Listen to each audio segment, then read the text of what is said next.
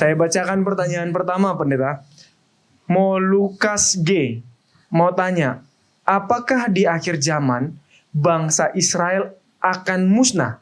Seingat saya, tidak akan musnah karena bangsa Israel yang masih menunggu Mesias tidak percaya Yesus, dan penyaliban Yesus akan melihat dan menyalibkan Yesus akan melihat Yesus datang. Silakan, Pendeta. Terima kasih.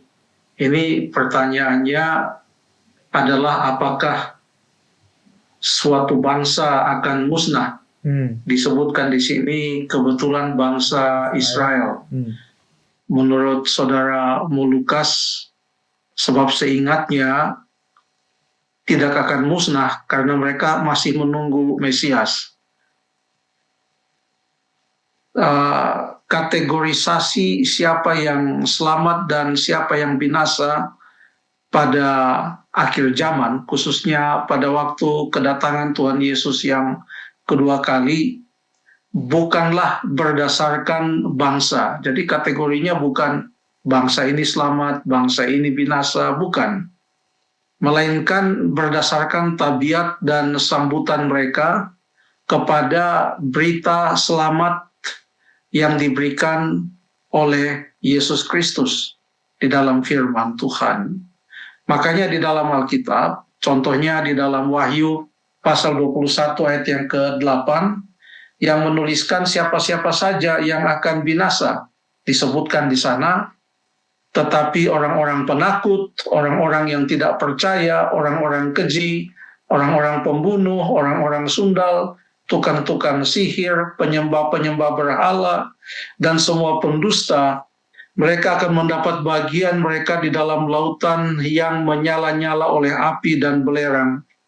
Inilah kematian yang kedua. Jadi di sini bukan menyebutkan bangsa mana dan bangsa yang mana, tetapi menyebutkan orang-orang yang melakukan hal-hal yang jahat yang disebutkan tadi di dalam ayat tersebut. Kalau maksud dari pertanyaan saudara Lukas ini, apakah bangsa Israel akan musnah di akhir zaman ini bahkan sebelum kedatangan Yesus? Kalau nubuatan tentang bangsa-bangsa, sejauh itu nubuatan tentang Alkitab, maka yang disebutkan adalah bangsa-bangsa yang besar, seperti yang digaris besarkan dalam makna mimpi Raja Nebukadnezar. Kepala patung itu dari emas menggambarkan Babylon, musnah. Lalu kemudian dada dan lengan dari perak menggambarkan Media dan Persia, musnah juga. Lalu kemudian perut dan pinggang dari tembaga menggambarkan kerajaan Yunani, juga sudah tidak ada. Lalu kemudian kekaisaran Roma pun sudah tidak ada.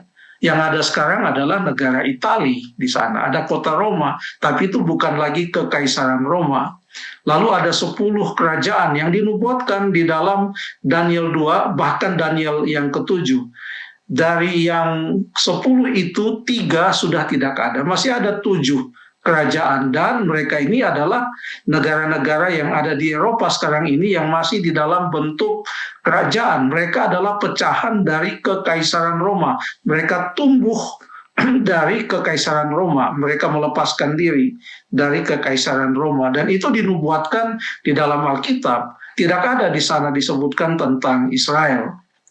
Kalau melihat apa yang terjadi sekarang, saya bukan seorang pengamat politik, saya hanya mau menyampaikan apa yang disampaikan oleh firman Tuhan, bahwa kategori selamat atau tidak selamat, musnah atau tidak musnah, itu bukan berdasarkan bangsa, sejauh itu tentang keselamatan pada waktu kedatangan Yesus yang kedua kali. Karena di dalam Wahyu pasal yang ke-6, contohnya, ayat yang ke-15 sampai ayat yang ke-17, Wahyu 6 ayat 15 sampai 17, di sana dikatakan, dan raja-raja di bumi dan pembesar-pembesar serta perwira-perwira dan orang-orang kaya serta orang-orang berkuasa, semua budak, orang merdeka bersembunyi dalam gua-gua dan celah-celah batu karang di gunung. Pada saat kapan itu? pada waktu kedatangan Yesus. Kenapa?